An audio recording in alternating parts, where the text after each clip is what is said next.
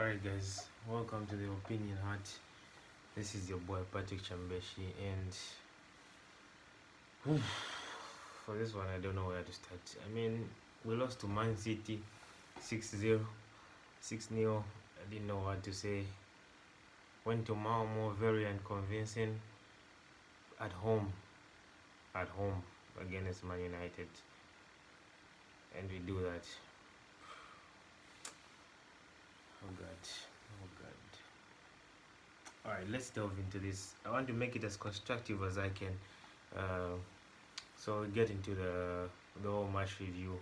I think I've watched the game, I've calmed down, and I just want to analyze it properly, and so that you can get an objective analysis instead of just an emotional rant.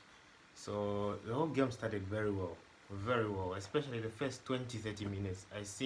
I saw a lot of pressing. The team was very organized.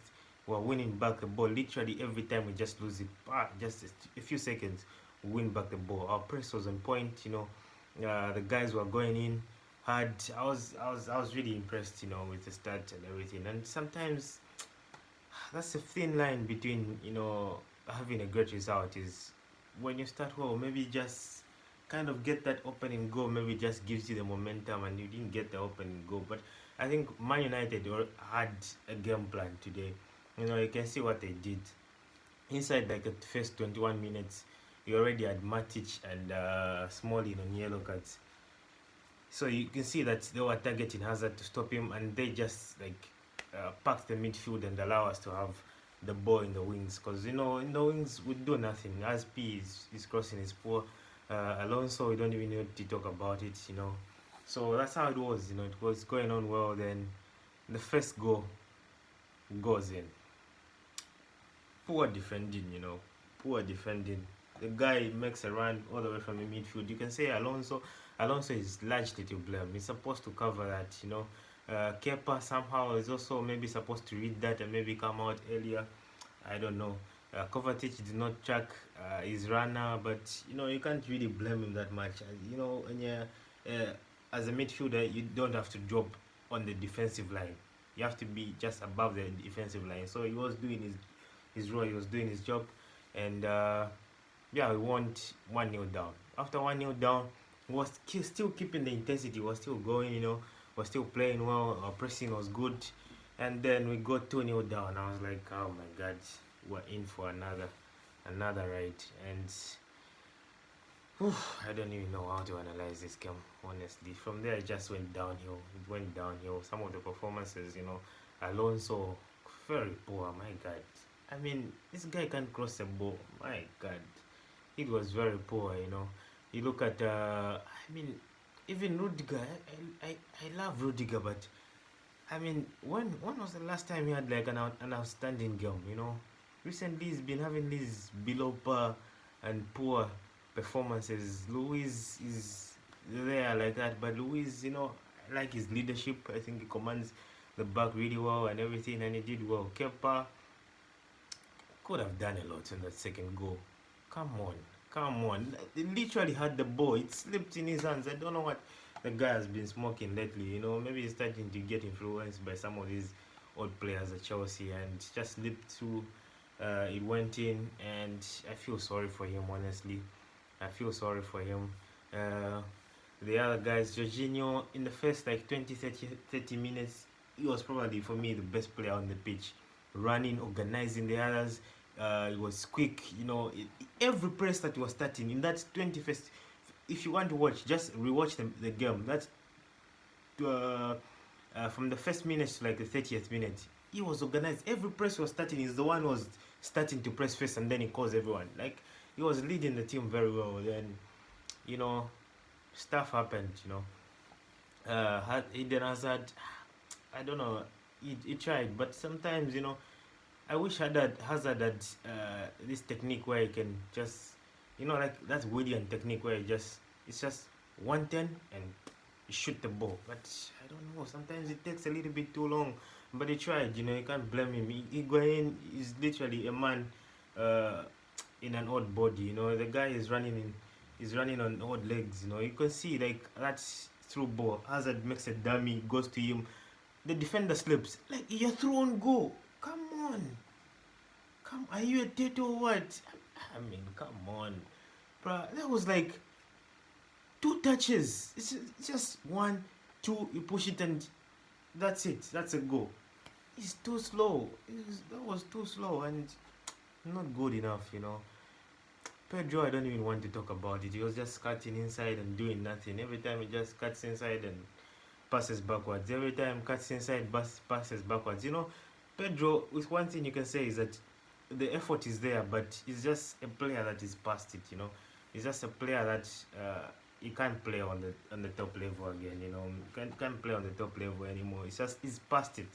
You could see the effort was there. It's not like he gave up or anything. He did not give up, but he's just past it. Like, he can't do more than what he's already doing. You know, Willian came in, sparked some life, loved his play, tried to link up with Hazard, and that's the point I raised in my previous video when I was talking about the weaknesses of Sarri. Is that, you know, Willian and Hazard have just got this natural thing where they click when they are given like when they taught to play like number 10s and they are given 3 rows.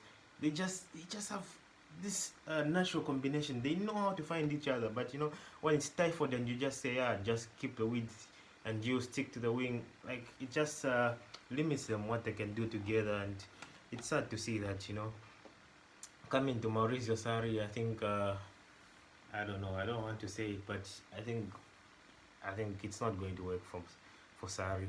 It's not going to work. And I want to talk about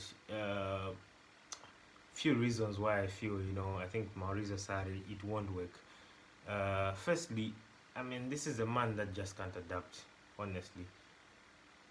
We were down. The first substitution was Willian Pedro, like for like. Fair enough. It's the same substitutions that we see again all the time, you know. Again, we saw Kovacic for Barkley, like for like. The same substitutions. You can literally even a blind man can tell you this is the substitutions that this guy is going to make, you know. And then we're chasing, I don't know, about 15 minutes to go or 10 minutes, I'm not sure. It brings on a defender for another defender. Like, what's the point? At least do something, you know. Change it. Maybe put a 4-4-2. It's easy. Like, take off Jorginho and put Kante and Kovacic in that as the midfield too, and then you have Willian and Pedro as the wingers. Then you can have Hazard and Higuain as the 2 strikers. You make. Come on, just do something. We're losing a game. We have nothing to lose. Bring on CHO. Bring on. Oh my God, I don't know what to say. I think Maurizio Sarri's stubbornness, I think, is not helping him at all. And I think the way it's going, I think it's just not looking good. I mean, there are a few people that will say, you know, the board does not back him, but I think I want to make a separate video on that. But let me just talk a little bit for people that think the board did not back him. The board have backed Sarri for me. That's how I understand it. Because when he came in, we lost Courtois. We went and bought one of the best young keepers in the world, and we bid a record. We bought him for the record. That's a record fee for a goalkeeper. We bought him. Kepa suits perfectly his style. When he was coming, we bought Jorginho for 50 million. You know, and some people say, oh, he wanted Higuain earlier on, but how could we bring Higuain when we had Tammy Abraham, we had Giroud, we had Alvaro Morata, who everyone was saying, now he's going to revive his career under Sarri. And we have Michy Batshuayi that was coming from a fantastic loan in Dortmund. Like, what happened? You have 4 strikers and you say you were going to bring Higuain. Like, it didn't make sense, you know. But in January, the club gave him Higuain. He was asking for a midfielder. How do we give him a midfielder? Look at the number of midfielders you have. Well, Kovacic can play in that deep row. We have Kante can play as a DM. Why should we bring in another midfielder? We're already stuck with a lot of midfielders. We have likes of Drinkwater that are on Chelsea's paycheck and they're not even playing football. I mean, Chelsea have to balance the books as well. You know, it's not just football, it's business also. Chelsea have to balance the books. They can't just be bringing players. They have to balance. They have to offload some of these players. Drinkwater is still there. KU is still there. They're getting paid a lot of money every week. You know, so they have to offload them, you know. So I think the board have backed him, and I think this notion that, you know, maybe the lack, him not playing the youth is because of the pressure from the club or from the board. Nah, nah, I don't buy in it. I think the board have really showed him, and that you know, they're willing, they want the youth. Like you see the decision that they made when they wanted to buy in a backup to Jorginho. They said no, because we want to see Mason Mount come into the team and have his place. That's what they said. Bayern Munich came for Hudson Odoi. Marina said no. You think Marina would just reject 40 million to just take a piece of Bayern Munich? It doesn't make sense. It doesn't make sense. That's a lot of money for a kid that has not played first team football. No first team football. 40 million pounds. It's a lot of money, man. Because even if we put some of the players in that squad, we're not getting 40 million pounds for some of these players. Are you telling me we're getting 40 million pounds for a drink water? Even a Barkley will not go for 40 million pounds. It's a lot of money to reject for a player that has not played any first team football. You know, and for her to reject that, it means that she wants these youths to be used, you know, in the first team. And Maurizio Sarri is just stubborn enough. He doesn't want to use them. And there's no excuse at this point, you know, there's no excuse. And anyone that will come out and say, oh, it's a it's a new system and everything, you have to be patient, you know, it will work out. Look at what happened to LVG and Man United. He also came in, wanted to bring a philosophy, attacking, passing football, the tiki-taka. Look at what happened to Man United. They were just a boring team that passes the ball around. Is that what we want to tend to? Definitely not. So I think Maurizio Sarri takes a lot of blame for this one. I mean, the players, for me, I could see fight in them. Even in the second half, you could see the fight. You know, the desire was there. You know, you can't always blame the players. They have their faults. A lot of them, you know, some of them are below par.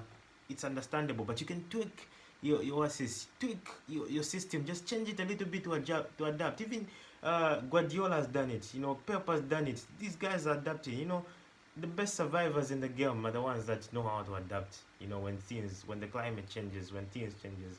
And Maurizio Sarri for right now just shows that he cannot adapt. And I'm sorry, you know, I have to wake up in China here.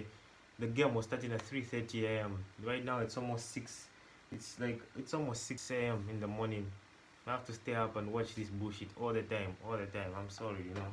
I'm sorry, but I have to say sorry out, and, you know, just uh, click on the like button, you know, subscribe to the channel, hit the bell notification, support me, share the video if you can share, and, you know, love you all. This is the Opinion Hut, Patrick Chambeshi.